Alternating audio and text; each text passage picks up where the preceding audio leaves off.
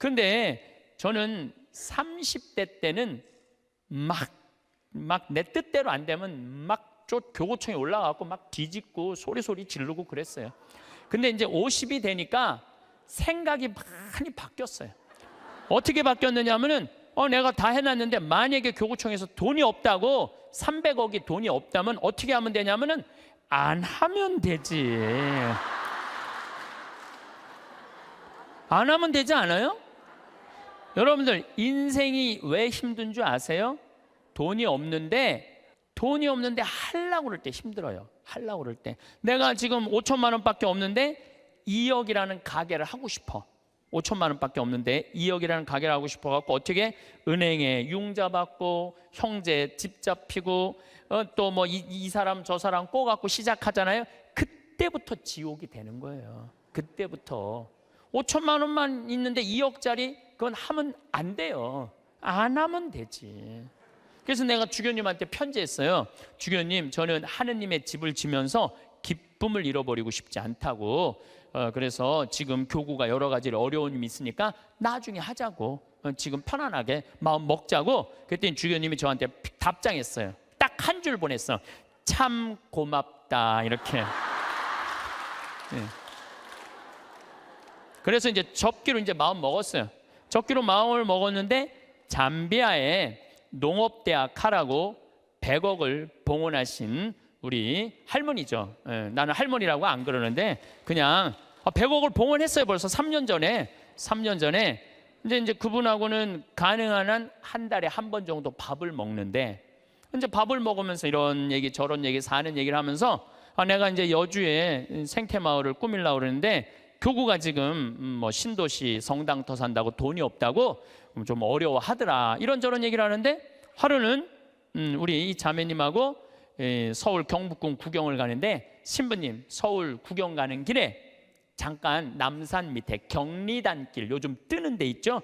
경리단길에 집터를 하나 보자는 거예요. 밑에 삼성 미술관도 있고 뭐 LG 뭐 회장집도 있는데 그 맨 경치가 아주 기가 막혀. 한강 다 보이는 그 경리단길에 땅을 한 200평 보여주면서 신부님 이거 봉헌할 테니까 신부님 이거 하라는 거예요. 그래갖고 거기가 평당 한 평에 6천만 원이야. 한 평에. 근데 200평. 근데 며칠 전에 무슨 공시지가 이런 게 나오는데 123억이 나왔더라고. 그 시세 그게 123억짜리를 봉헌을 하신 거예요. 우리 교우들 쉬는데 그거 신부님 이거 갖고 꾸미는데 좀 이렇게 미천하시라고. 그래갖고 내가 또 이제 주교님한테 가서 아니 이거 저 봉헌을 했는데 이거 어떻게 하면 좋으냐고 그러더니 우리 주교님께서 아우 그럼 우리 하자고. 이렇게 봉헌한 분이 있으니까 난 또 하자고 그러면은 하면 돼. 또 하자고 그러면 하면 돼. 그래서 아마 이제 곧 이제 그 시작이 되면 3년 후 정도면은 우리 교우들이 이용하실 수 있을 거라고 생각을 합니다. 여러분 인생이 왜 괴로운지 알아요? 정치가 잘못돼서 내 팔자가 기구해서 절대 그렇지 않아요. 내가 잘못 선택해서. 어떻게 잘못 선택해? 과하게 욕심을 부려서 인생이 힘든 거예요. 그런데 이분은 15% 이자 준다고 교우들을 꼬신 거야. 그래갖고 막 1억씩 5천만 원씩 막 맡겨갖고 그 사람이 300억을 끌어모았대요. 그런데 지금 우리나라 법정이자가 1.25%예요. 은행에다가 1억을 맡기면 1.25%면 10만 4천 원 이자 받아. 한 달에 1억. 그래서 요즘은 어떤 자식이 효자래요? 3억 엄마 이거 써 그래갖고 3억 주는 자식이 효자가 아니래. 한 달에 그저 100만 원씩 용돈 주는 자식이 효자래. 3억 주는 자식이 효자가 아니라. 3억 줘봤자 은행에서 30만 원밖에 못 받아요. 3억 줘봤자. 그러니까 이 사람한테 맡기면은 15%니까 125만 원을 받을 수 있는 거야. 1억만 맡겨도. 그러니까 사람들이 정신이 나갖고 그 사람한테 전래분과장이라는데 다 갖다 맡긴 거예요. 한 3-4달은 이자가 나왔는데 그 다음에 어떻게 못 나와요. 그래갖고 망해갖고 이분 지금 감옥에 가 있대요. 그러면은 5천만 원 1억씩 맡긴 사람들은 이 사람들은 돈 써보지도 못하고 하늘에 날아간 거예요. 허공에 날아간 거예요. 그렇지 않아요? 그러면은 15% 이자 주겠다고 꼬신 이 전래분과장이 나빠요? 15% 이자 받아먹겠다고 맡긴 사람이 나빠요? 둘 다 나빠. 둘 다. 여러분들 오늘 이후부터 경제 성장이 2% 이상 안 되면은 2% 이자 주는 데 없어요. 경제 성장이 3% 되면은 3% 이자야. 경제 성장이 3%인데 5% 이자 준다 그러면 이건 의심해 봐야 돼요. 근데 경제 성장이 3%인데 10% 이자 이율이 나온다? 이건 100% 사기라고 보면 돼. 15% 이자 준다? 150% 사기라고 생각하면 돼. 근데 이 어리석은 많은 분들이 5천만 원, 1억을 갖다 맡긴 거야. 내 이 강의를 듣고 어떤 분이 생태마을에 전화했어요. 신부님 안 그래도 사기 당한 분이래. 안 그래도 상처 입었는데 신부 왜 전국에 창피하게 그 얘기를 해느냐고, 하지 말라고. 그래 전화가 왔어. 근데 저는 왜 하느냐 하면은 여러분들 그런 예를 들어서 타산지석이라고 그랬죠? 여러분들 이렇게 어리석은데 넘어가지 마세요. 차라리 그 5천만 원이면은 이스라엘 성지순례를 10번을 갔다 올 수 있는 돈이야. 이스라엘 성지순례 10번 갔다 올 수 있는 돈이야. 여러분들이 이스라엘 성지순례를 10번을 갔다 오잖아요. 그럼 여러분들은 예수님하고 투구 지낼 수 있어. 투구 지낼 수 있어. 내가 이스라엘 성지순례 지금 5번 갔다 왔거든요. 5번 갔다 왔는데 저는 지금 예수님하고 거의 틀라고 그래. 성서를 읽으면은 예수님이 막 튀어나와. 그래서 나한테 말을 걸어요. 예수님이 말을 걸어요. 내가 양복만 많은 게 아니야. 내 통장을 보니까 책 팔은 인세가 2억이 들어와 있는 것. 2억. 내 통장에. 나 돈 막 하는 사람이에요. 근데 내가 그 돈이 뭐가 필요해? 마누라가 있어? 자식이 있어. 그래서 수녀님한테 전화했어요. 잠비아로. 수녀님, 내가 간호대학 져줄 테니까 간호대학 마저 지라고.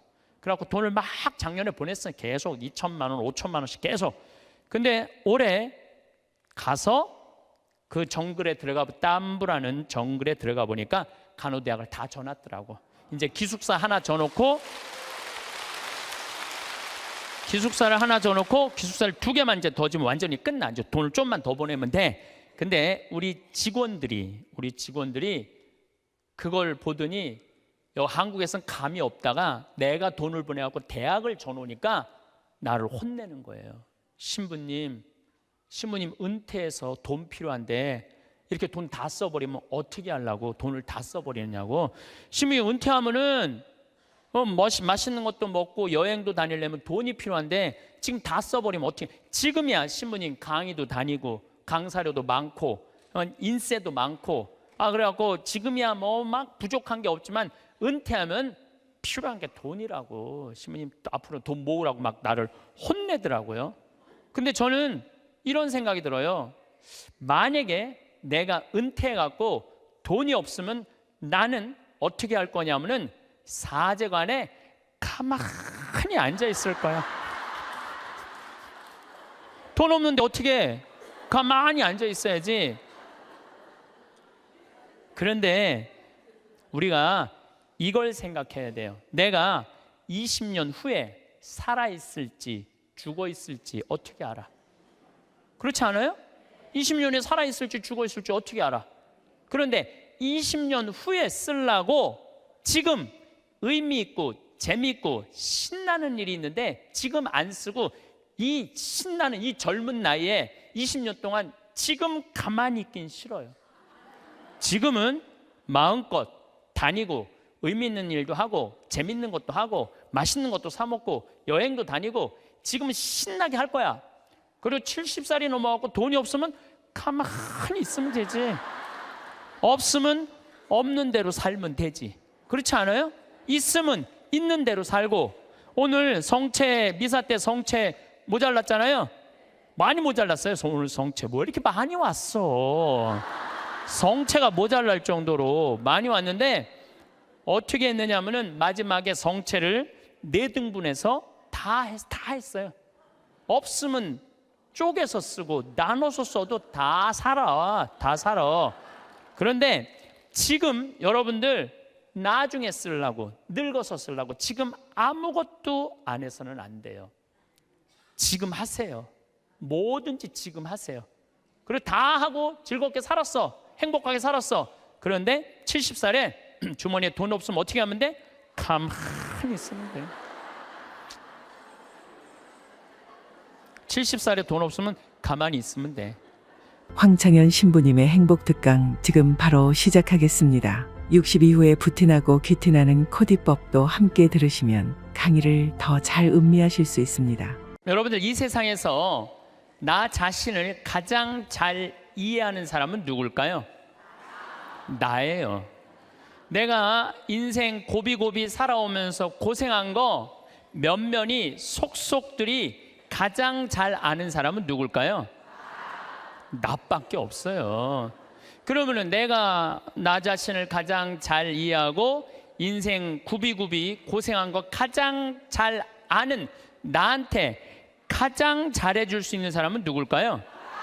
나예요. 그런데 내가 고생한 거 잘 알지도 못하는 자식이 잘해주겠어요? 남편이 잘해주겠어요? 잘해주지 못해. 내 마음에 맞게끔 잘해줄 수 있는 사람은 이 세상에 나 외에는 아무도 없어요. 나 외에는. 그런데 우리는 간혹 내가 나한테 잘해주면 되는데 나는 나한테 잘해주지 않고 남편이 나한테 잘해주지 않는다고, 자식이 나한테 잘해주지 않는다고 섭섭하다고 원망하는 어리석은 사람들이 참 많아요. 여러분들, 이렇게 살아오면서 내가 사글세, 월세, 전세, 그나마 뭐 아파트 20평, 30평 이렇게 살 때까지 정말 알뜰살뜰 아끼면서 절약한 거 자식이 알 것 같아요? 몰라요. 그런데 몰라준다고 맨날 눈물찍, 콧물찍 짜는 이 바보들이 참 많아요. 오늘 이후부터는 그런 거 섭섭하다고 말하지 마시고 누구한테 잘해주면 돼? 내한테. 누가? 내가 잘해주면 돼요. 저는 22년 전에 평택 비전동 성당에 발령을 받아갔어요. 근데 발령 받자마자 주교님께서 2년밖에 안 됐는데 신설 성당인데 성당을 분가하라는 거예요. 뭐 우리 신부들이야 주교님이 명령을 내리면은 바로 해야죠. 그래서 진사리라는 곳에, 진사리는 어디냐면 평택 안성 인터체인지 바로 옆이 진사리예요. 거기서 이제 교우는 200명밖에 안 되는데 우리 성당은 3,500명 정도 있었는데 그중 200명을 떼어서 분가를 하라는 거예요. 근데 그 교우들은 이 좋은 성당 놔두고 우리가 거울 나가느냐고 다 설득하고, 또 땅을 보니까 3,200평, 그 평택 평야가 쫙 내려다 보이는 맨 꼭대기에 3,200평 땅이 나왔더라고요. 3,200평이면은 2,000평이 초등학교, 운동장, 건물 다 들어가는 게 2,000평이야, 법적으로. 그러니까 초등학교 딱 보면 다 2,000평이에요. 그거 한 배 반만한 땅이 나왔어요. 16만 원에 22년 전에. 근데 뭐 신설성당에 뭐 돈이 어디 있어요. 그래갖고 이렇게 끌어모으고 저렇게 끌어모았는데도 돈이 2억이 부족하더라고. 그래서 내가 모시던 보좌 신부 때 모시던 본당 신부한테 전화를 드렸어요. 신부님, 성당을 분가하라는 명령을 받았는데 땅을 살라고 그러는데 마음에 드는 땅이 나왔는데 2억이 부족하다. 2억을 좀 꿔줬으면 좋겠다. 근데 이 신부님이요, 단 1초도 주저하지 않으시고 내가 꿔줄게, 내일 와, 딱 그러시더라고요. 네. 내가 또 인간관계가 좋거든요. 그래서 이제 가갖고 다음날 31살, 32살에 22년 전이니까 2억을 이렇게 안주머니에 넣고 오는데 정말로 심장이 부들부들 하더라고요. 그래갖고 이제 갖고 와서 그 땅 계약을 다 했는데 상임위원들이 사기당했다는 거예요. 거기에 뭐 건물도 질 수 없고 신부님 사기당했다고 새벽 2시까지 막 뭐라고 그러더라고요. 참 답답하더라고요. 예. 근데 이제 내가 다 알아보고 조사해 본 결과 사기당한 게 아니다. 이렇게 저렇게 얘기를 하고 어쨌든 이제 그 마음고생을 다 하면서 땅을 다 샀어. 반대를 무릅쓰고. 그리고 1년이 지났는데 땅값이 16만 원짜리가 35만 원으로 뛴 거예요. 1년이 지났는데 그래서 그중에 800평을 팔아서 나한테 돈 꿔준 우리 김창림, 이제 돌아가셨죠. 김창림 필리포 신부님한테 2억을 돌려줬어요. 그러니까 2,400평이 남았는데 거의 돈 한 푼 없이 그냥 산 거야. 그런데 지금은 거기에 아파트가 다 들어왔어요. 아파트가 다 들어왔는데 2,400평이니까 주차 걱정을 해. 좁은 공원, 그냥 그 동네에 공원이 생긴 거. 그래서 무슨 뭐 들은 얘기로 내가 들은 얘기니까 뭐 카페를 차려갖고 얼마나 근사하게 지냈는지 모른다는 얘기를 들었어요. 그런데 내가 그렇게 마음고생하고 성당터 마련한 거 아무도 몰라.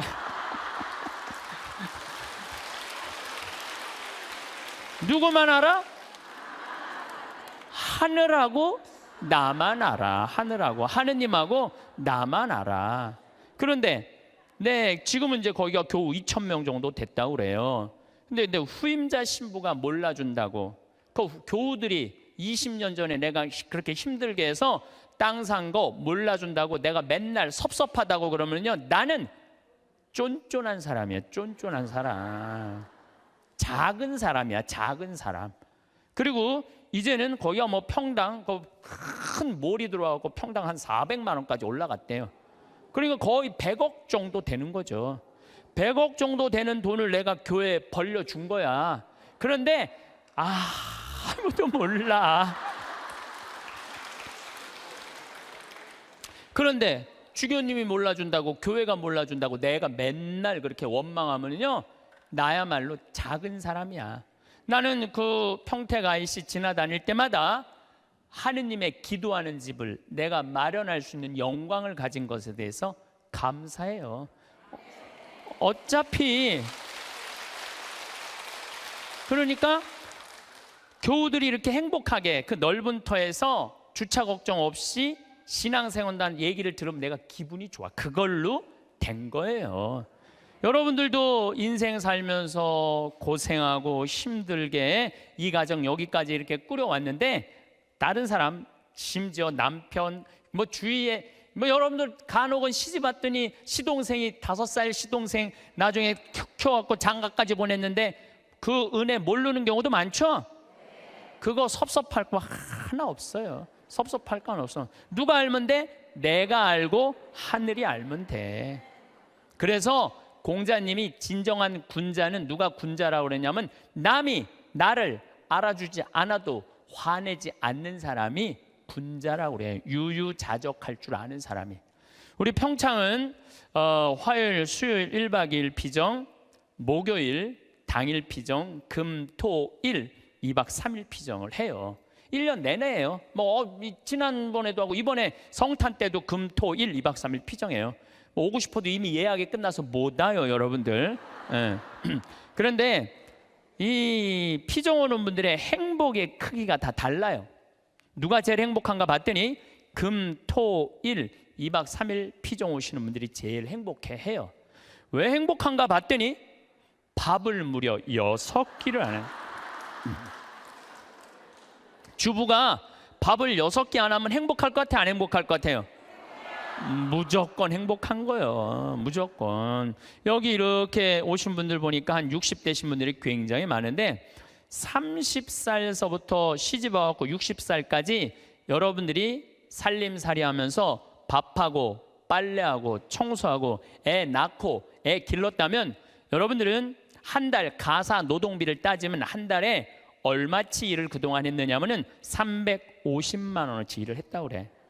그럼 30년 동안 일했으면 여러분들은 남편하고 자식들한테 얼마를 청구할 수 있느냐 하면은 10억 5천을 청구할 수 있어요. 10억 5천.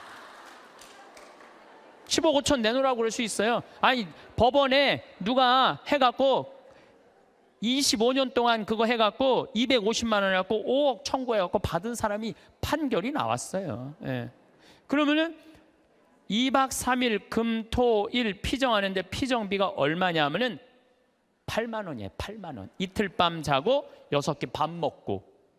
그런데 그렇게 10억 5천만 원어치 일을 하고 난 다음에 그렇게 고생한 나한테 너 한번 이틀 밥 안 하고 좀 편안하게 한번 해주는 밥 먹어라. 내가 너한테 한번 쏠게 하고 그 8만 원을 들여서 평창에 피정을 갈라고 그럴 때 그 돈이 아까워서 갈까 말까 이렇게 망설이는 사람들이 많다는 거예요. 그러면서 나 고생하는 거 알아주는 사람 하나도 없다고 눈물 콧물 짤 거 없다 이거야. 그렇게 내가 10억 원 정도 일했으면 나한테 8만 원 정도 쓰는 거 아까워요 안 아까워요?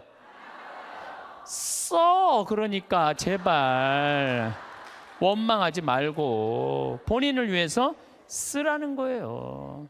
그리고 그 1박 2일 당일 금토일 피정 오시는 분들 중에 누가 제일 럭셔리한가 봤더니 금토일 2박 3일 오시는 분들이 제일 럭셔리해요. 왜 럭셔리한가 봤더니 설거지를 안 하잖아. 밥 먹고 우리 잠비아에서 온 커피가 있어요. 그 커피 뽑아서 강 내려다보는 데크에 앉아갖고 저 우아하게 그러니까 그 2박 3일 동안 피정 오시는 분들 이번에도 뭐 이 추운 12월 달에 왔는데도 나한테 이런 말을 해요. 신부님 너무 행복해요. 해준 게 아무것도 없는데 내가. 왜냐하면은 우리 또 생태마을에서 요즘 우리가 시래기 말라하고 시래기하고 된장국 끓여 우리 뭐 배추 무 얼마나 맛있어요. 그 자연 아주 정말로 유기농 식단으로 해주니까 요즘은 또 호박 싹 이렇게 했는데 너무너무 맛있더라고. 지금도 이제 주일날 나가면은 월요일 화요일 수요일 이럴 때는 요즘은 내가 이렇게 대림식이라고 강의 나오면은 그 손님을 안 받아요. 근데 지금 6분이 와 있는데 당일 온다 그러더니 일주일 있겠다는 거. 나한테 오늘 와서 막 신부님 여기 있고 싶다는 거. 아니 강의도 없고 텔레비도 없고 뭐가 좋아서 여기 계속 있겠다 그러니까 팝이 너무 맛있다는 거야. 팝이. 야 주부한테는 이것만 해도 충분히 행복하구나 그런 생각이 들더라고요. 저는 이제 여주에 평창은 15,000평인데 여주는 15만 평이에요. 거기에는 수영장도 있고 그림 그리는 데도 있고 도자기 만드는 데도 있고 다 있어요. 거기 피정 이제 우리 교우들 받을 거예요. 거기 600명이야. 지금은 200명이라 1년 기다려도 못 오는 분들 많아. 2년 기다리면서도 못 오는 분들이 많아요. 근데 그런 교우들이 좀 안타까워갖고 여주에 피정집을 지금 준비하고 있어요. 근데 거기는 피정 1박 2일, 2박 3일 이런 거 안 해요. 화, 수, 목, 금, 토, 일 5박 6일 피정이에요. 5박 6일 5박 6일 할 거예요. 5박 6일 여러분들 시간 많잖아. 죽지도 않고 근데 5박 6일 피정하는데 피정비를 얼마만 받을 거냐면은 10만 원만 받을 거예요. 10만 원만.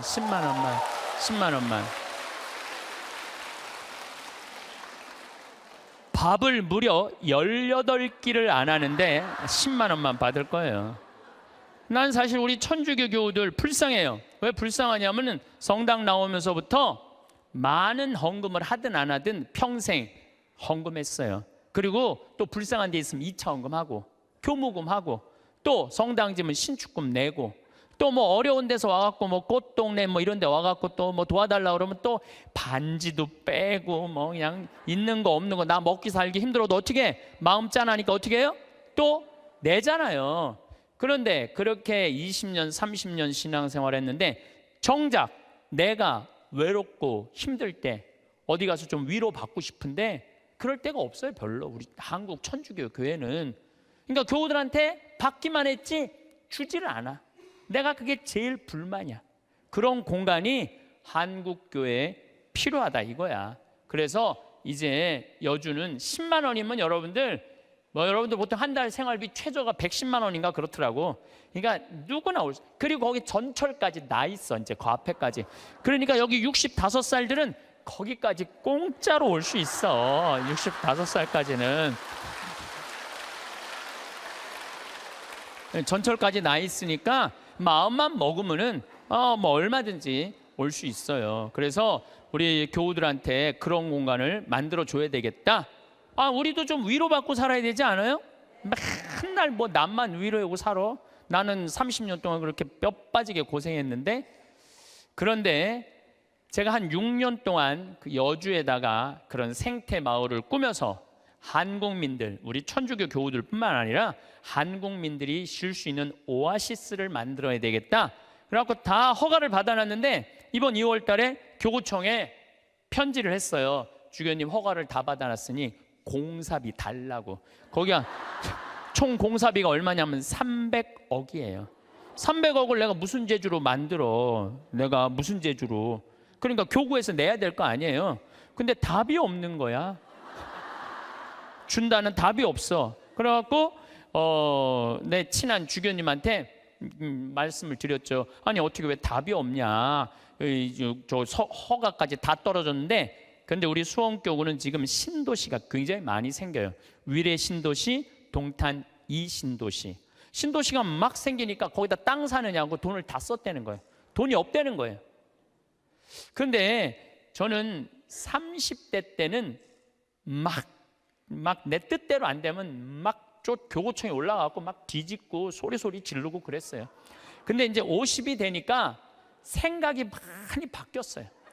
어떻게 바뀌었느냐면은 내가 다 해놨는데 만약에 교구청에서 돈이 없다고, 300억이 돈이 없다면 어떻게 하면 되냐면은 안 하면 되지. 안 하면 되지 않아요? 여러분들 인생이 왜 힘든 줄 아세요? 돈이 없는데 하려고 그럴 때 힘들어요. 하려고 그럴 때. 내가 지금 5천만 원밖에 없는데 2억이라는 가게를 하고 싶어. 5천만 원밖에 없는데 2억이라는 가게를 하고 싶어갖고 어떻게 은행에 융자 받고 형제 집 잡히고 또 뭐 이 사람 저 사람 꼬갖고 시작하잖아요. 그때부터 지옥이 되는 거예요. 그때부터 5천만 원만 있는데 2억짜리 그건 하면 안 돼요. 안 하면 되지. 그래서 내가 주교님한테 편지했어요. 주교님, 저는 하느님의 집을 지면서 기쁨을 잃어버리고 싶지 않다고. 그래서 지금 교구가 여러 가지 어려움이 있으니까 나중에 하자고. 지금 편안하게 마음 먹자고. 그랬더니 주교님이 저한테 답장했어요. 딱 한 줄 보냈어. 참 고맙다. 이렇게. 네. 그래서 이제 접기로 이제 마음 먹었어요. 접기로 마음을 먹었는데 잠비아에 농업대학 하라고 100억을 봉헌하신 우리 할머니죠. 나는 할머니라고 안 그러는데 그냥 100억을 봉헌했어요. 벌써 3년 전에.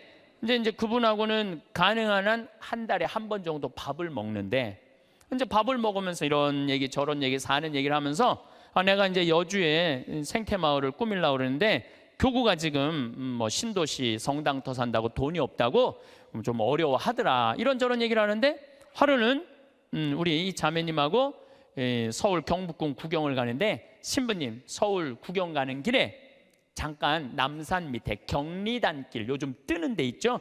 경리단길에 집터를 하나 보자는 거예요. 밑에 삼성 미술관도 있고 뭐 LG 뭐 회장집도 있는데 그 맨 경치가 아주 기가 막혀 한강 다 보이는 그 경리단길에 땅을 한 200평 보여주면서 신부님 이거 봉헌할 테니까 신부님 이거 하라는 거야.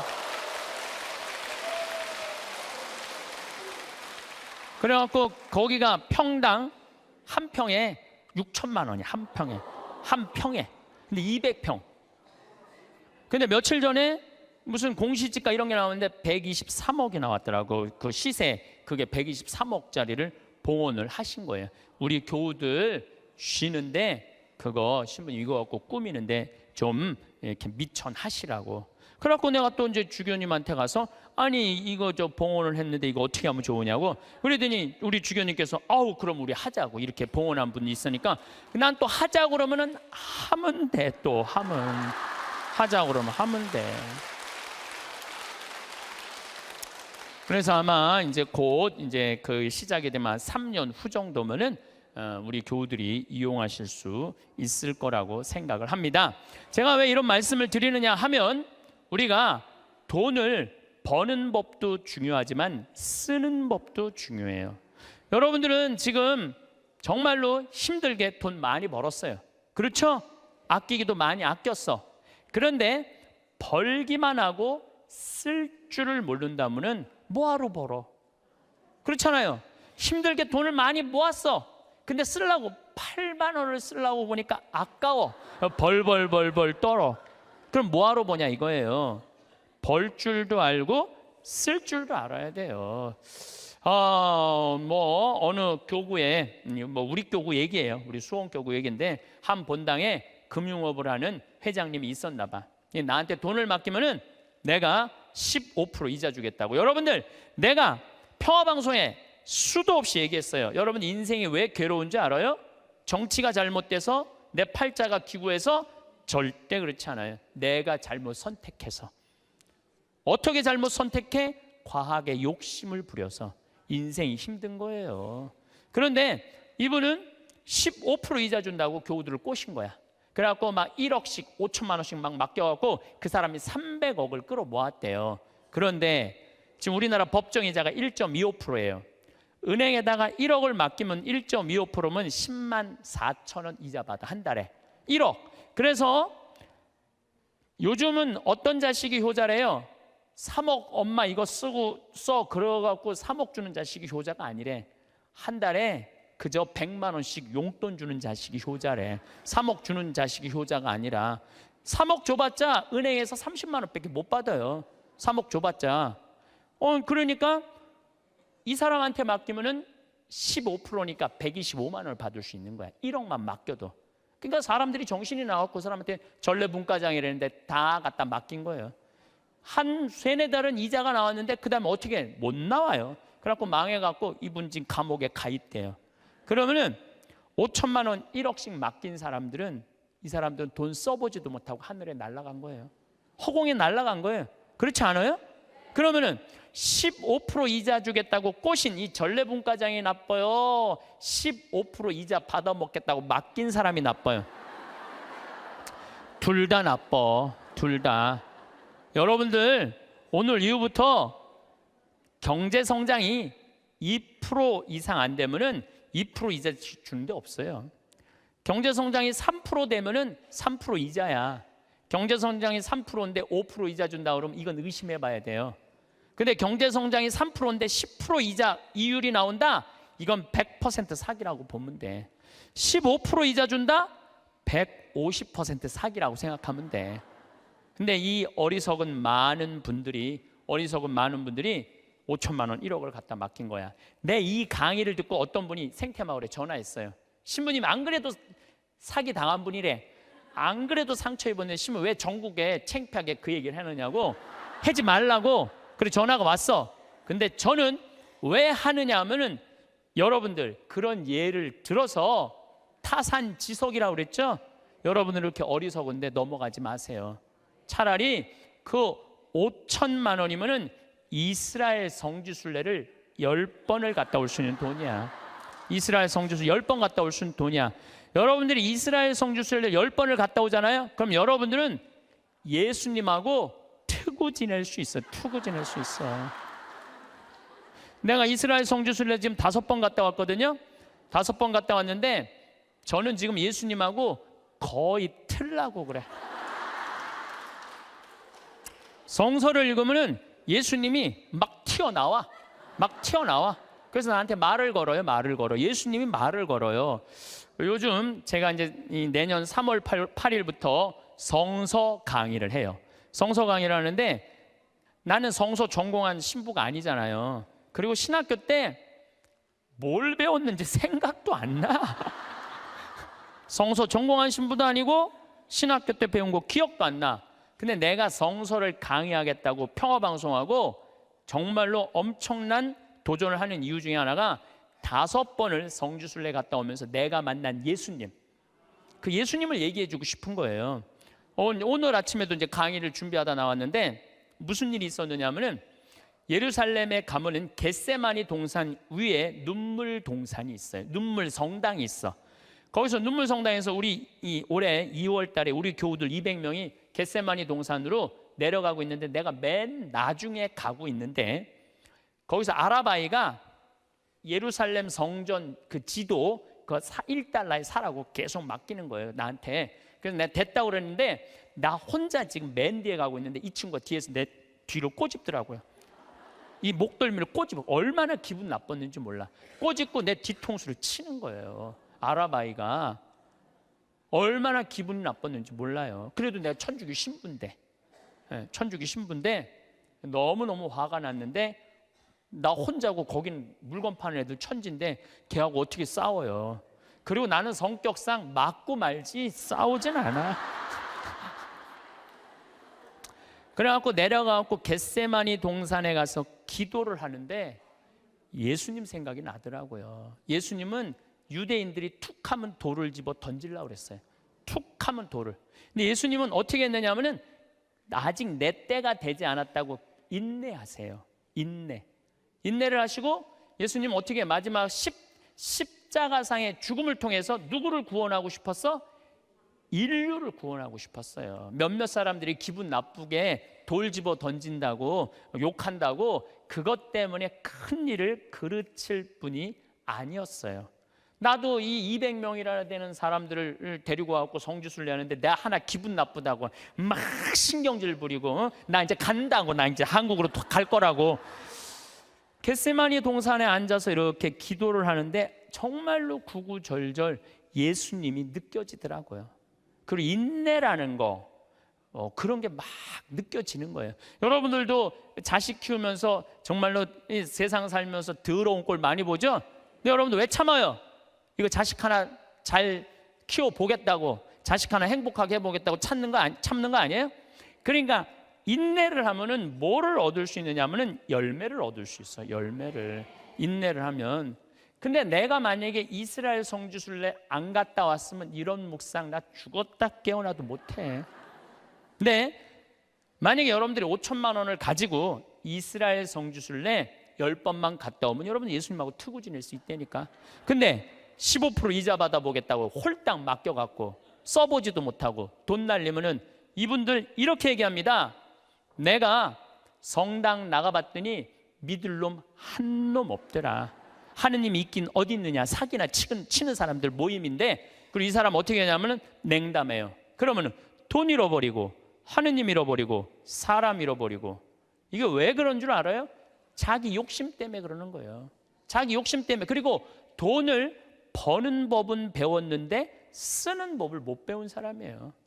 돈을 버는 법은 배웠는데 어떻게 써야지 의미 있고 행복하게 쓰는지 모르는 사람들이 내가 보기엔 대한민국에서 천지야. 돈 쓸 줄 모르는 사람들이.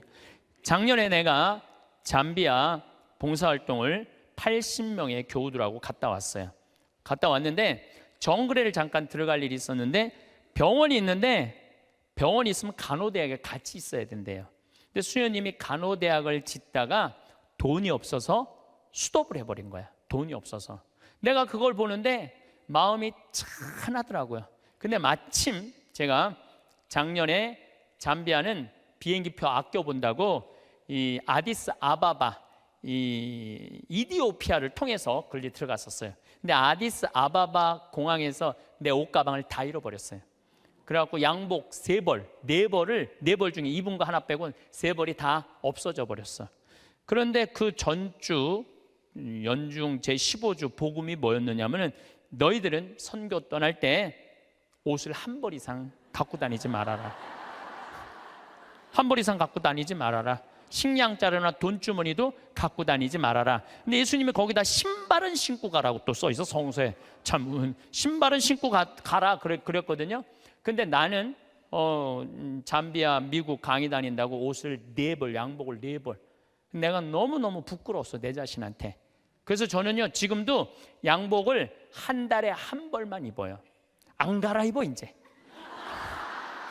안 갈아입어. 작년에 내가 그 배운 깨달음으로 안 갈아입어. 너무 좋더라고. 한 달에 1벌만 입고 다니니까 참 좋더라고요.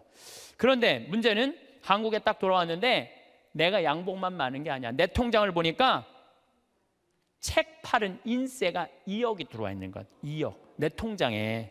나 돈 막 하는 사람이에요. 근데 내가 그 돈이 뭐가 필요해? 마누라가 있어, 자식이 있어. 그래서 수녀님한테 전화했어요. 잠비아로. 수녀님, 내가 간호대학 져줄 테니까 간호대학 마저 지라고. 그래갖고 돈을 막 작년에 보냈어요. 계속 2천만 원, 5천만 원씩 계속. 근데 올해 가서 그 정글에 들어가, 땀부라는 정글에 들어가 보니까 간호대학을 다 져놨더라고. 이제 기숙사 하나 져놓고, 기숙사를 하나 져놓고 기숙사를 2개만 이제 더 지면 완전히 끝나. 이제 돈을 좀만 더 보내면 돼. 근데 우리 직원들이 그걸 보더니 한국에서는 감이 없다가 내가 돈을 보내갖고 대학을 져놓으니까 나를 혼내는 거예요. 신부님 은퇴해서 돈 필요한데 이렇게 돈 다 써버리면 어떻게 하려고 돈을 다 써버리느냐고. 신부님 은퇴하면은 맛있는 것도 먹고 여행도 다니려면 돈이 필요한데 지금 다 써버리면 어떻게. 지금이야 신부님 강의도 다니고 강사료도 많고 인세도 많고 그래갖고 지금이야 뭐 막 부족한 게 없지만 은퇴하면 필요한 게 돈이라고. 신부님 앞으로 돈 모으라고 막 나를 혼내더라고요. 근데 저는 이런 생각이 들어요. 만약에 내가 은퇴해갖고 돈이 없으면 나는 어떻게 할 거냐면은 사제관에 가만히 앉아 있을 거야.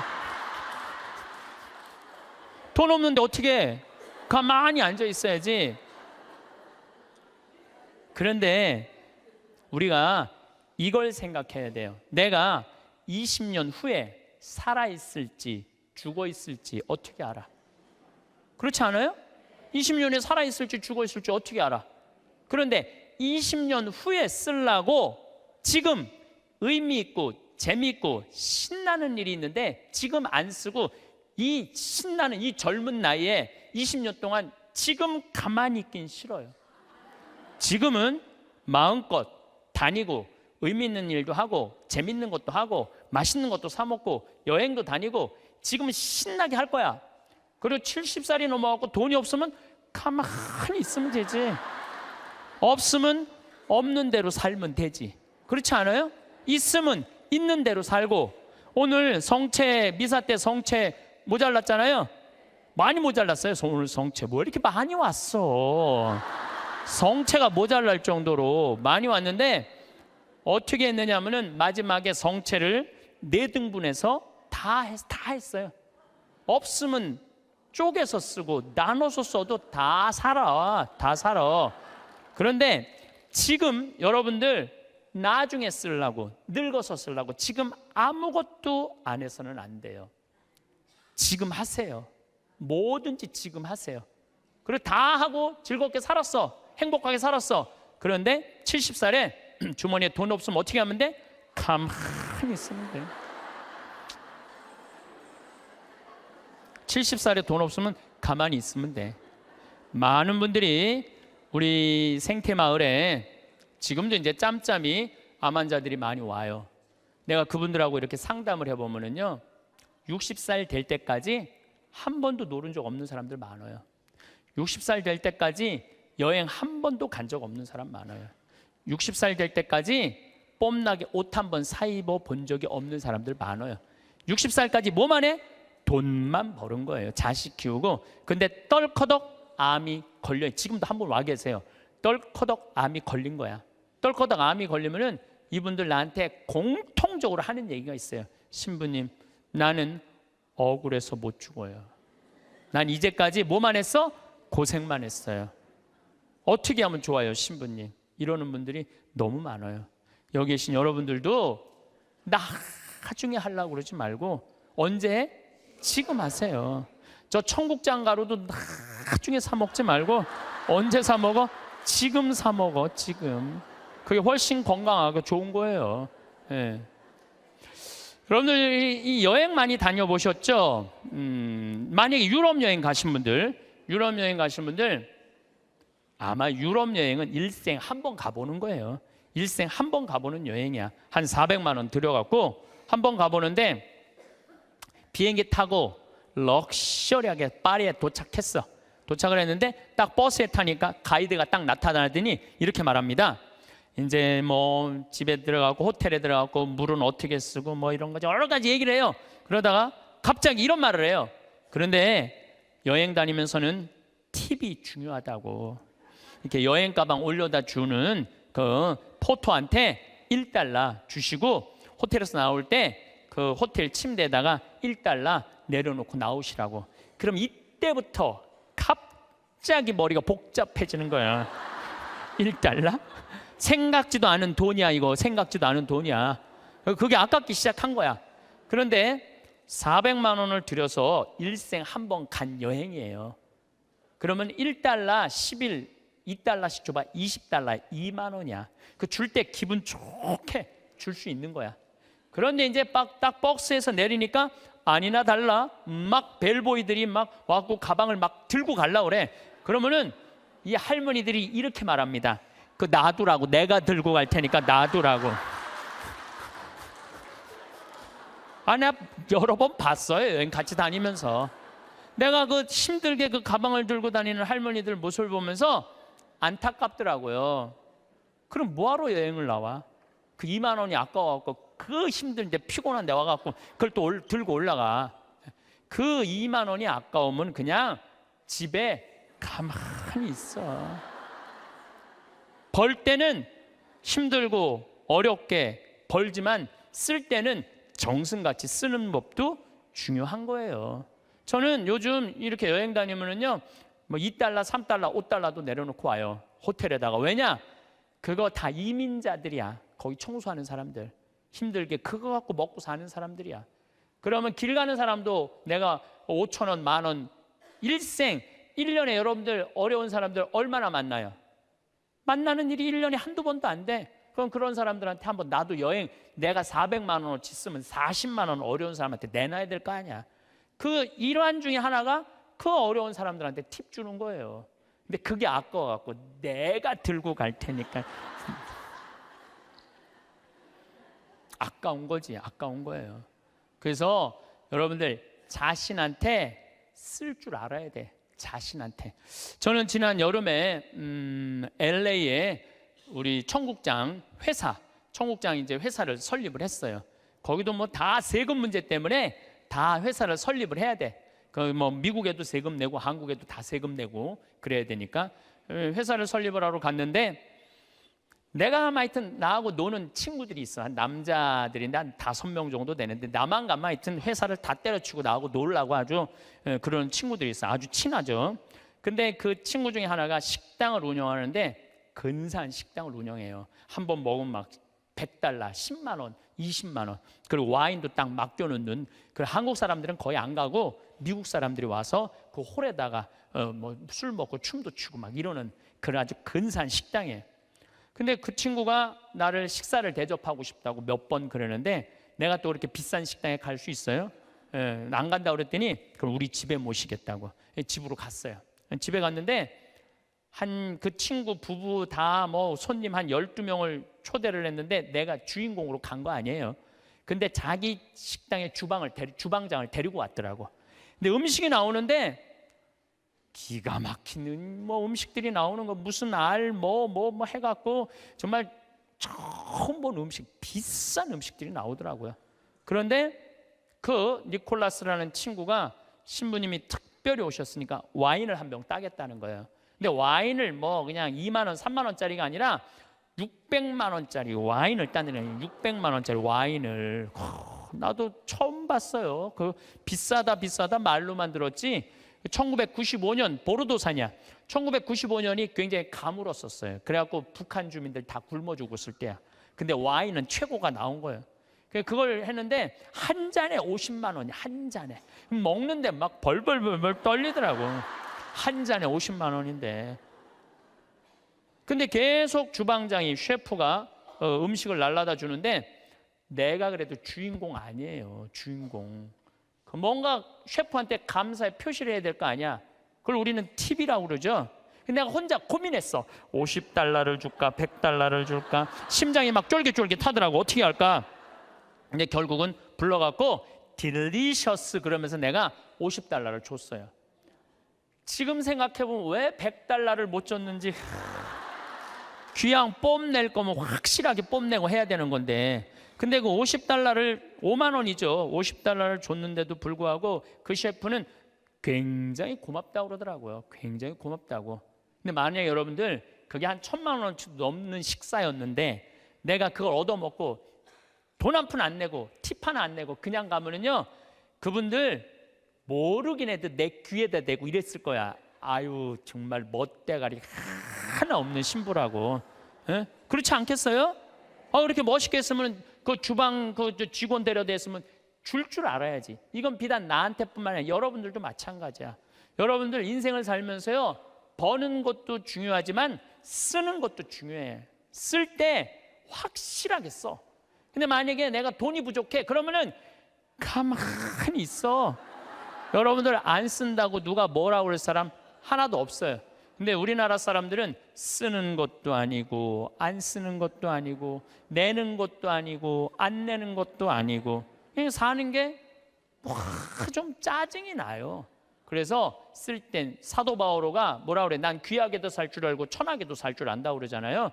돈 안 쓴다고 누가 뭐라 할 사람 하나도 없어. 근데 쓸 때는 멋있게 써. 이게 왜 이런 문제가 생겼냐면 내가 귀하다는 생각을 안 해서 그래요. 내가 귀하다는 생각. 나는 어쨌든 성당토 또 그 다음 성당도 2,400평 성당토 해갖고 지금 아주 공원 같은 성당 돼 있어요. 그러니까 나는 내가 수고한 거 누가 알아? 하늘이 알고 내가 알아. 그래서 나는 지난 12월 6일 날도 이선희 콘서트 갔다 왔어요. 누구 돈으로? 내 돈으로. 내 돈으로. 그리고 지난주는 우리 이제 그 이선희 콘서트는 우리 직원들 50대 된 직원들 하고 갔다 왔고, 지난주는 충무 아트센터에 몬테크리스토라는 뮤지컬을 30대 직원들하고 갔다 왔어요. 서울, 우리는 평창이니까 무조건 대전, 서울 이런 데 오는 거예요. 서울 와갖고 또 충무 아트센터 보니까 신당동 떡볶이집 있더라고. 가서 떡볶이 먹고 멋있게 커피 한 잔 마시고 몬테크리스토 백작 보고 그리고 집에 새벽 1시에 들어갔어요. 그러니까 많은 분들이 저한테 신부님 맨날 강의만 다니고 힘들어서 어떻게 하느냐고. 나 짬짬이 알아서 잘 놀아요. 맨날 강의만 다니면 나 미칠지도 몰라. 짬짬이 알아서 놀아요. 저만 그런 게 아니라 여러분들도 그렇게 살으셔야 돼. 부처님이 이런 말씀을 하세요. 지나친 고행은 사람을 고통스럽게 한다는 거예요. 그 다음 지나친 쾌락은 사람을 망가뜨린다는 거예요. 그러니까 놀 줄도 알고 쓸 줄도 알고 인내할 줄도 알고 그렇게 살아야 돼. 어쨌든 누구한테 잘해줘야 되느냐 하면은 나한테 잘해줘야 돼요. 내가 행복해야지 누구도 행복하게 해줄 수 있어? 남도 행복해 줄 수 있어요. 맨날 자기가 영혼이 찌그러지면은 남편 욕하고 자식 욕하는 거야. 근데 내가 8만 원 들여서 평창 생태마을 피정 딱 갔다 와서 다음날 아침에 기분 좋게 음식 해줄 수 있어요. 그러니까 오늘 이후부터 누구한테 잘해줘? 나한테 잘해주세요. 나가서 성모 울타리 빵 사세요. 감사합니다. 지금 시대에는 나이의 0.8을 곱하면 그게 바로 진짜 나이라고 합니다. 예를 들어 현재 60세라면 과거에 48세 정도로 볼 수 있다는 것입니다. 이는 주로 신체적 상태와 건강을 의미하는 것이겠죠. 생각해보면 고개가 절로 끄덕여집니다. 우리는 어느새 100세 시대를 마주하게 되었습니다. 그러나 국가도 개인도 이에 대한 준비가 충분하지 않은 것이 현실입니다. 과거에는 50세 전후로 은퇴한 후 10여 년을 은둔하며 늙어가다 수명을 다하면 그만이었지만 이제는 50세 전후에 은퇴하더라도 무려 40에서 50년을 더 살아야 하는 상황이 되었습니다. 이는 그저 시간을 보내는 문제가 아니라 새로운 삶의 방식을 고민해야 하는 시대적 과제를 안고 있다는 것을 의미합니다. 이러한 연장된 삶은 새로운 기회를 의미하기도 하지만 준비되지 않은 이들에게는 도전일 수 있습니다. 이러한 시대 변화 속에서 노후 설계에 대한 관심이 커지고 있습니다. 많은 이들이 노년에 어떻게 재테크를 해야 할지, 연금을 어떻게 관리해야 할지, 자녀나 손주들과의 관계를 어떻게 유지할지 고민하고 있습니다. 하지만 정작 나이에 맞는 옷차림이나 어떻게 하면 좀 더 활기차고 자신감 있게 그리고 젊어 보일 수 있는지에 대한 정보는 쉽게 찾기 어렵습니다. 이는 의외의 일입니다. 왜냐하면 우리의 외모는 사람들과의 첫인상을 결정짓는 중요한 요소이기 때문입니다. 그러나 대부분의 사람들은 재정적인 문제나 가족 관계에 더 집중하면서 외모 관리의 중요성을 간과하는 경향이 있습니다. 사실 나이에 맞는 옷차림이라는 개념도 시대에 따라 달라져야 합니다. 저는 오히려 나이에 맞지 않게 되도록 젊게 입자고 권해드리고 싶습니다. 은퇴 후에도 더 이상 세상을 떠나 숨어 지내는 시대가 아닙니다. 여전히 활기차고 당당하게 사회의 일원으로 살아가야 하는 시간이 너무도 길기 때문에 오래도록 젊게 입는 것이 좋습니다. 사회에서 자신을 표현하는 방법으로 옷차림은 강력한 도구입니다. 예를 들어 60대 여성이라도 밝은 색상의 옷을 입고 세련된 액세서리를 매치하면 주변 사람들에게 긍정적이고 에너지 넘치는 인상을 줄 수 있습니다. 젊고 트렌디한 옷을 입는 것이 중요합니다. 재미있는 실험이 하나 있습니다. 나이 든 사람과 젊은 사람이 서로의 옷을 바꿔 입고 전후를 비교해 본 결과 나이 든 사람이 확연히 젊어 보이는 것을 확인할 수 있었습니다. 이는 나이 들수록 젊은 취향의 옷을 억지로라도 입어야 한다는 것을 증명해 줍니다. 실제로 일본의 한 연구에서는 나이 든 사람들이 밝고 화려한 색상의 옷을 입을 때 그들의 심리적 나이도 함께 젊어진다는 결과가 도출되었습니다. 이는 단순한 외모 변화가 아니라 자신감을 높이고 더 활기찬 삶을 살 수 있는 동기가 될 수 있습니다. 나이가 들수록 젊고 트렌디한 옷을 가까이 해야 합니다. 자신의 패션을 바꿀 생각이 있으시다면 사진처럼 과감하게 스타일부터 패턴, 실루엣까지 모두 바꿔보시기를 권합니다. 물론 쉽지 않은 일일 것입니다. 개인뿐만 아니라 브랜드 회사들도 이러한 변화에 어려움을 겪습니다. 당장의 매출에 영향을 줄까봐 브랜드 아이덴티티를 갑자기 젊은 취향으로 바꾸기 어렵기 때문입니다. 하지만 시대가 변하고 있습니다. 브랜드도 젊게 변하지 않으면 고객들에게 외면받는 시대가 되었습니다. 변화하지 않으면 매출이 줄어드는 것은 피할 수 없습니다. 실제로 몇몇 유명 브랜드들은 중년층을 겨냥한 새로운 라인을 선보이며 긍정적인 반응을 얻고 있습니다. 예를 들어 유럽의 한 명품 브랜드는 50대 이상의 소비자를 대상으로 한점고 세련된 디자인의 컬렉션을 출시해 큰 호응을 얻었습니다. 가끔 중년의 나이에 어떻게 옷을 트렌드에 맞게 입어야 하는지 묻는 분들이 있습니다. 그때마다 저는 미안하지만 쉽지 않다고 대답합니다. 하루아침에 트렌디하게 바뀔 수는 없기 때문입니다. 패션에 대한 감각도 미술, 연극, 뮤지컬 같은 문화나 골프, 당구 같은 취미처럼 상당 기간 갈고 닦아야만 만들어집니다. 결국 패션도 한 사람의 인생이 녹아있는 것입니다. 하지만 생각만 조금 바꾸고 새로운 패션에 도전하신다면 어제보다 나은 오늘의 모습을 만들어낼 수는 있습니다. 그러나 트렌디해진다는 것은 별개의 문제입니다. 일례로 최근 유행하는 스니커즈나 후드티 같은 캐주얼 아이템을 적절히 활용한다면 더 젊고 활기찬 이미지를 연출할 수 있습니다. 하지만 이것만으로 트렌디해진다는 것은 아닙니다. 그보다 중요한 것은 자신만의 스타일을 찾고 그것을 지속적으로 발전시키는 것입니다. 40에서 50대 중년에 갑자기 하루아침에 멋쟁이가 되기는 어렵습니다. 그렇다고 포기하지 마십시오. 조급해하지 않는 것이 중요합니다. 마침 100세의 시대가 왔습니다. 이제 겨우 인생의 절반을 지나고 있을 뿐입니다. 인생의 반을 트렌드와 무관하게 살며 심지어 거리의 풍경마저 망쳐왔다면 나머지 인생의 절반은 거리의 미화를 위해서라도 트렌디해지면 어떨까요? 시작이 반입니다. 일단 시작해 보십시오. 당장은 어려울지 몰라도 신압으로 변하는 자신을 발견하는 것은 그리 어렵지 않을 것입니다. 예를 들어 주말마다 패션 잡지를 읽고 가까운 쇼핑몰에서 최신 트렌드를 살펴보는 습관을 들인다면 어느새 자신도 모르게 트렌디한 패션 감각이 생겨날 것입니다. 나이에 맞지 않게 옷을 입으십시오. 이를 위해서는 패션에 눈을 떠야 합니다. 일단 책방에 들러 패션 잡지 한두 권을 사보십시오. 그리고 인스타그램, 핀터레스트 영화, 심지어 음악 프로그램 등 다양한 소스에 관심을 가져보십시오. 차를 타고 창밖을 응시할 때나 거리를 걸을 때도 무심히 쳐다보거나 그냥 걷지 마십시오.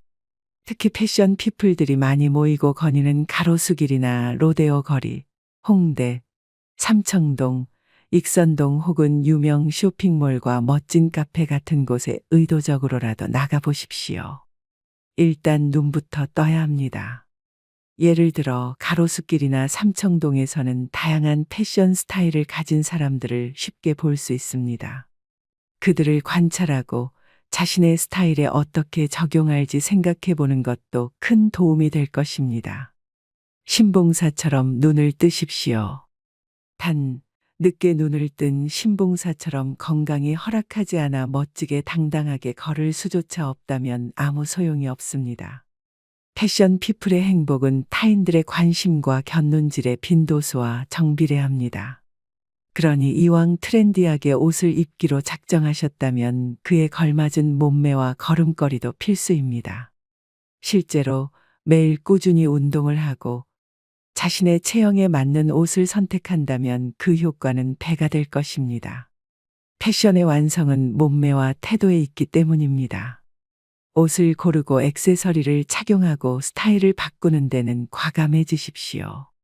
그래야 신압으로를 어느새로 바꿀 수 있습니다. 남은 인생은 아직 충분합니다. 이왕이면 그 긴 시간을 스타일 난다로 살면 좋지 않겠습니까? 예를 들어 평소와 다른 패턴의 옷을 입어보거나 새로운 색상의 액세서리를 시도해보는 것도 자신을 변화시키는 좋은 방법이 될 수 있습니다. 심리적 나이에 한계는 없습니다. 이번 주말에 백화점이나 인터넷 쇼핑몰에 나가보십시오. 젊고 멋진 감각의 옷들이 많습니다. 가격도 생각보다 저렴한 것들이 넘쳐납니다. 이참에 온라인 쇼핑도 내 삶의 일부로 만들어 보십시오. 어차피 세상은 변하고 있고 우리도 변하는 세상에서 몇십 년을 더 살아가야 합니다. 남의 일이 아닙니다. 당장 지갑을 열고 컴퓨터를 켜고 온라인 쇼핑을 시작해 보십시오. 쇼핑의 즐거움은 덤입니다. 예를 들어 온라인 쇼핑몰에서는 다양한 할인 행사나 쿠폰을 활용해 보다 저렴하게 트렌디한 옷을 구매할 수 있습니다. 주민등록상 나이는 그저 참고 기준일 뿐입니다. 진짜 중요한 나이는 심리적 나이입니다. 심리적 나이에는 한계가 없습니다. 당신이 마음먹기에 따라서는 몇 초 만에 바뀔 수도 있습니다. 나이에 맞지 않게 어떻게 저런 옷을 이런 식의 반응은 그냥 의미 없는 악플이라고 생각하십시오. 주변의 시선에 신경 쓰기보다는 자신의 내면의 소리에 귀를 기울이십시오. 예를 들어 마음속에서 늘 입어보고 싶었던 옷이 있다면 주저하지 말고 도전해 보십시오. 나이가 들면 쇠퇴하고 퇴보한다는 고루한 생각은 당장 버리십시오. 이제부터 당신의 진짜 나이는 심리적 나이입니다. 당신의 가슴이 원하는 심리적 나이에 맞춰 살고, 생각하고, 행동하고 옷을 입으십시오. 예를 들어, 마음이 청춘이라면 옷도 청춘처럼 입으십시오. 그 옷은 단순한 옷이 아니라 당신의 젊음을 표현하는 도구가 될 것입니다. 주민등록상 나이에 0.8을 곱한 것은 당신의 건강 나이입니다. 심리적 나이는 0.7이나 0.6을 곱해 보십시오. 심리적 나이 셈법은 곱하기 0.5입니다. 마음은 언제나 청춘이니까요. 마음은 청춘이지만 중년에 접어들면 스스로 아재 준마임에 익숙해지기 마련입니다. 그렇다고 해서 멋있는 아재, 섹시한 준마임을 포기할 수는 없습니다. 나이보다 젊게 보이는 의상으로 보완해 보십시오. 남성이라면 정장의 핏과 길이를 고려하고 감청색 정장 등 과감한 시도를 해보십시오. 예를 들어 평소 입던 정장보다 한 치수 작은 정장을 입으면 더 날씬해 보이고 젊은 느낌을 줄 수 있습니다. 여성이라면 밝고 화사한 색상의 옷을 추천합니다. 나이가 들수록 옷 입기가 어려워지지만 패션 전문가들은 나이에 맞는 패션에 집착하지 말라고 조언합니다. 자신의 스타일을 선택할 때 나이나 몸무게에 연연하지 마십시오. 남의 이목보다 더 중요한 것은 옷 입는 즐거움과 그로 인해 다시 찾은 열정입니다. 평소 입어보지 않았던 스타일에 도전해 보십시오. 예를 들어 항상 회색이나 검정색 옷만 입었다면 이번에는 빨강이나 파랑 같은 원색을 선택해 보십시오. 새로운 실루엣에 도전하고 평소 지나쳤던 브랜드에도 도전해 보십시오. 세상은 빠르게 변하고 있습니다. 당신도 함께 변화하며 새로운 자신을 발견해 보십시오. 이제부터 진짜 나이는 주민등록상 나이가 아니라 심리적 나이입니다. 당신의 마음이 원하는 나이에 맞춰 옷을 입고 멋지게 살아가십시오. 예를 들어 이번 주말에는 그동안 시도하지 않았던 새로운 스타일의 옷을 입고 외출해 보십시오. 그 변화가 당신의 삶에 새로운 활력을 불어넣을 것입니다. 오늘 신부님의 강의를 듣고 나서 문득 마음이 따뜻해져서 이렇게 글을 남겨봅니다. 제가 살아오면서 이런 강의를 들을 기회가 몇 번이나 있었을까 싶은데 오늘은 정말로 마음에 쏙 들어오는 내용이 많았습니다. 특히나 제가 많이 공감했던 부분은 신부님께서 우리 모두에게 자신에게 잘해줘야 한다는 말씀을 하셨을 때였어요. 저는 평생을 가족을 위해 살아왔습니다. 젊은 시절부터 아이들을 키우고 남편을 뒷바라지하며 온갖 집안일을 도맡아 했지요. 지금도 자식들 걱정에 잠 못 이루는 밤이 많습니다. 그런데 오늘 신부님 말씀을 듣고 보니 참 나 자신에게는 그리 신경을 쓰지 않고 살았구나 싶더군요. 신부님이 하신 말씀이 있어요. 내가 나에게 잘해주지 않으면 누가 잘해줍니까? 이 말이 아직도 제 귀에 쟁쟁하게 남아 있습니다. 젊은 날 나도 남들처럼 나 자신에게 잘해줬다면 어땠을까요? 그때는 몰랐던 것들이 참 많았던 것 같아요. 신부님이 한 예로 피정을 다녀온 이야기 있잖아요.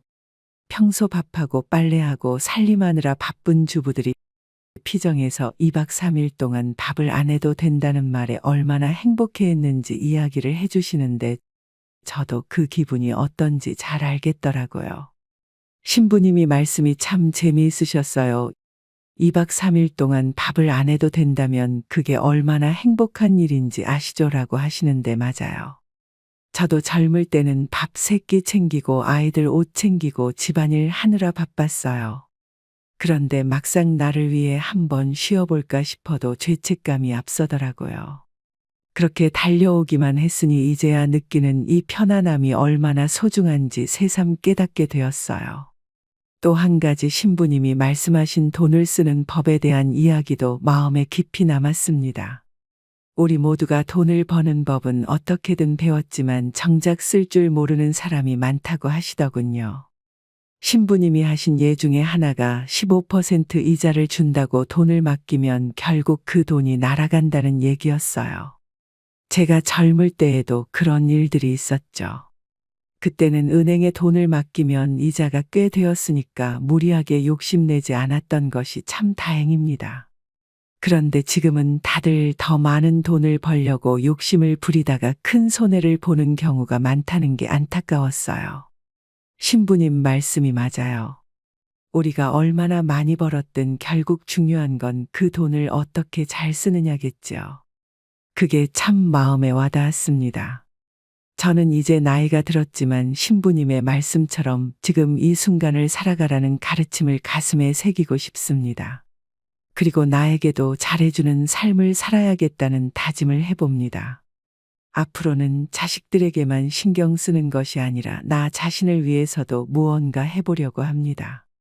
예를 들어 매일 아침 산책을 나가보거나 오래 보고 싶었던 영화를 한 편 보러 가는 일 같은 것들이요. 신부님 말씀을 듣고 보니 이렇게 작은 것들도 나를 위한 선물이 될 수 있겠다는 생각이 들어요. 여러분도 한번 생각해 보세요. 지금까지 얼마나 자신을 돌보며 살아오셨나요? 혹시 저처럼 가족을 위해서만 달려오신 것은 아닌지요?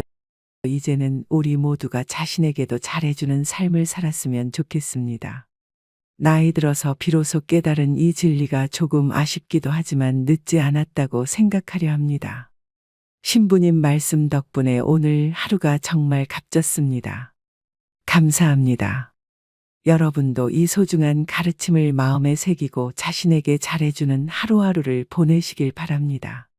오늘도 서로에게 더 따뜻한 사회, 우리들의 행복한 노후를 바랍니다.